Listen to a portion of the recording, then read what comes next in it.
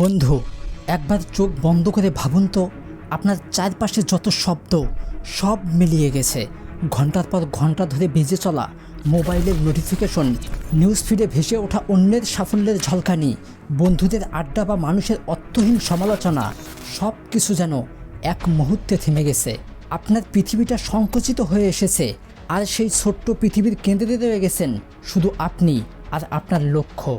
চারপাশের হাজারো ডিস্ট্রাকশনের কোলাহল ভেদ করে আপনার কানে বাজছে একটাই শব্দ, আপনার হৃদয়ের গভীর থেকে ভেসে আসা একটাই মন্ত্র, আমি এটা করবই, সেটা যে কোনো মূল্যে।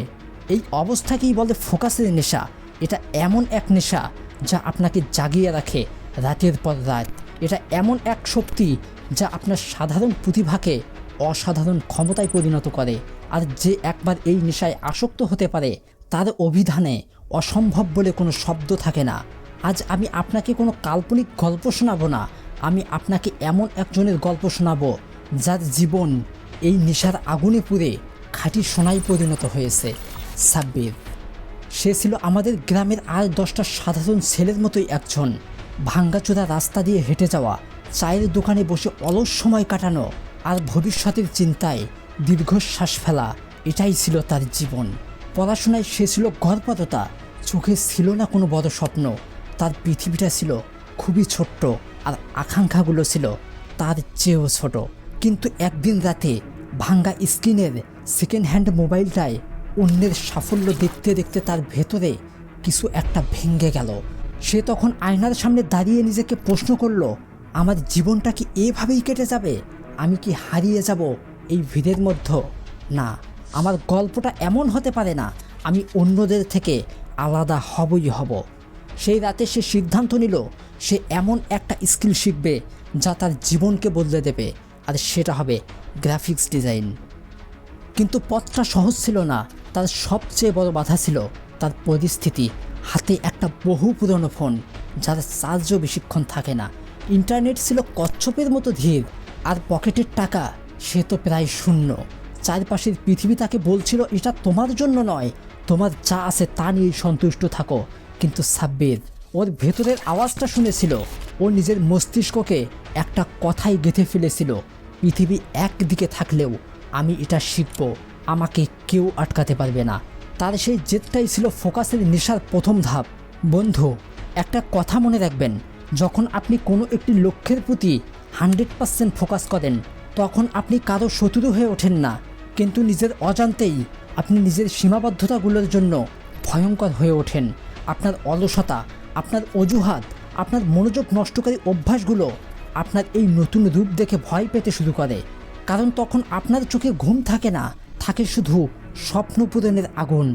আপনার কান তখন বধির হয়ে যায় অপ্রয়োজনীয় সব শব্দের প্রতি, কারণ আপনার মস্তিষ্ক শুধু আপনার লক্ষ্যের প্রতিধ্বনি শোনে।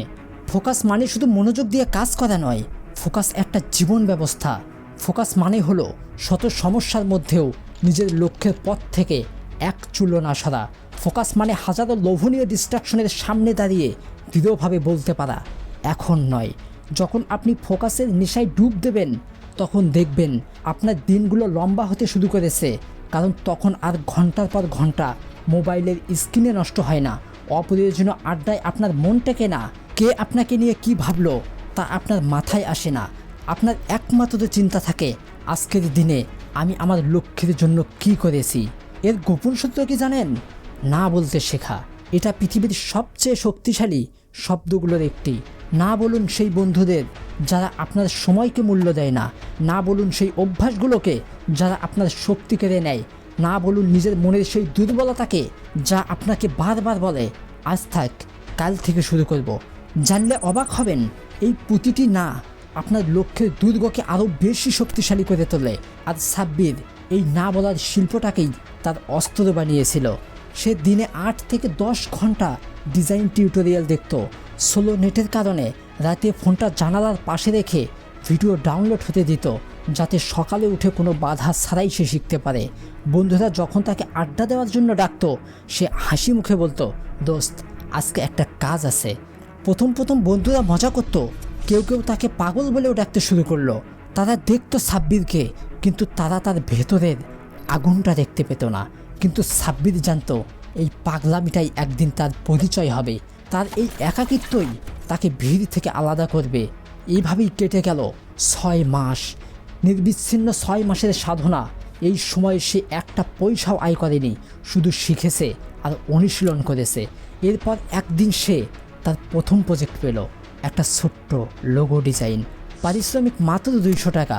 অনেকেই এই সামান্য টাকা দেখে হাসাহাসি করলো, কিন্তু সাব্বির হাসলো মনে মনে, কারণ ওই 200 টাকা শুধু টাকা ছিল না, ওটা ছিল তার 6 মাসের কষ্টের প্রথম স্বীকৃতি। ওটা ছিল প্রমাণ যে তার পথটা ভুল ছিল না।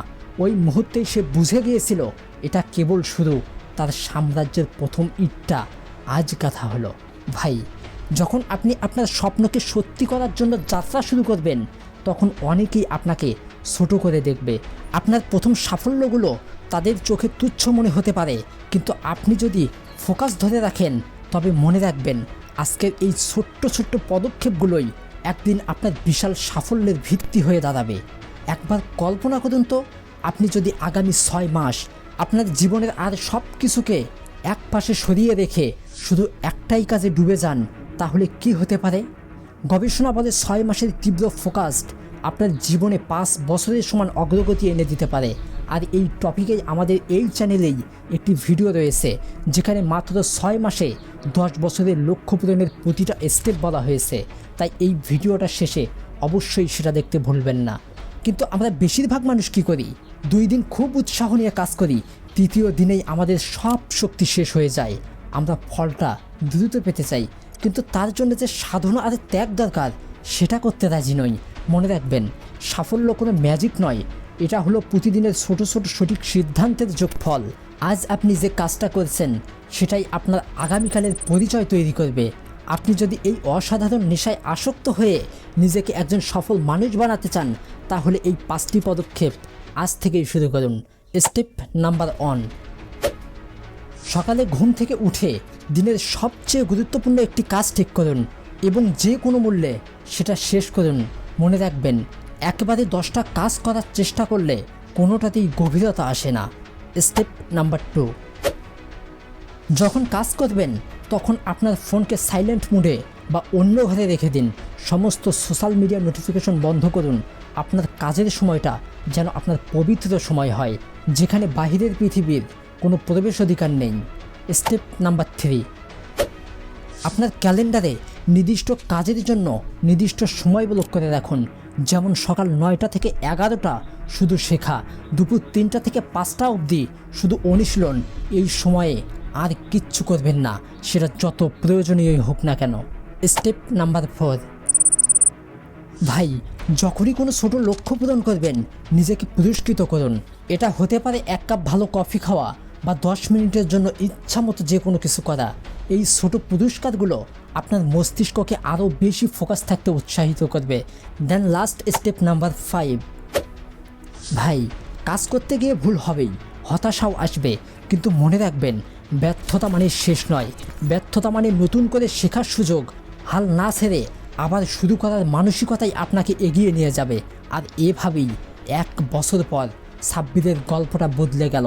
যে ছেলেটাকে গ্রামের সবাই অলস আর পাগল বলতো, সে ছেলেটা এখন গ্রামের সবচেয়ে প্রতিভাবান তরুণদের একজন।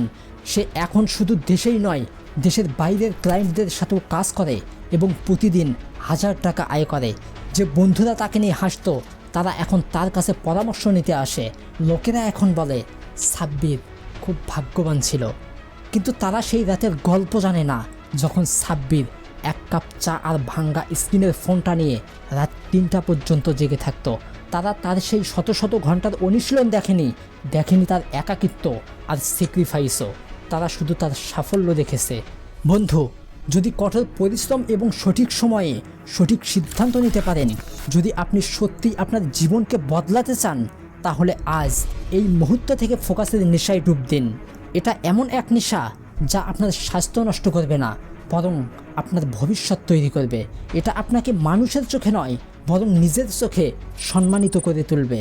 একবার যদি আপনি এই নেশার স্বাদ পেয়ে যান, তবে সাধারণ জীবনের ডিস্ট্রাকশন আর আপনাকে আকর্ষণ করবে না। আমি জানি আপনি পারবেন। আপনার ভেতরেও একজন সাব্বির লুকিয়ে আছে, যে শুধু সঠিক সুযোগের অপেক্ষায় আছে। এখন আপনার পালা। আপনি কি আগামী 6 মাস শুধু একটাই লক্ষ্যের পেছনে ছোটার জন্য প্রস্তুত? নিজের জীবনের গল্পটা নতুন করে লেখার জন্য কি আপনি আপনার সবটুকু দিতে রাজি? তাহলে আজই শুরু করুন। 6 মাস পর আপনি নিজেই নিজের নতুন ভার্সনটা দেখে অবাক হয়ে যাবেন। আর আমিও কিন্তু আপনার গল্প শোনার অপেক্ষায় রইলাম। কমেন্ট বক্সে অবশ্যই জানিয়ে যাবেন আপনার জীবনের লক্ষ্যটা কী। ভিডিওটা ভালো লাগলে অবশ্যই লাইক করতে ভুলবেন না, শেয়ার করবেন আপনার বন্ধুকে, and don't forget to subscribe. Thanks for watching.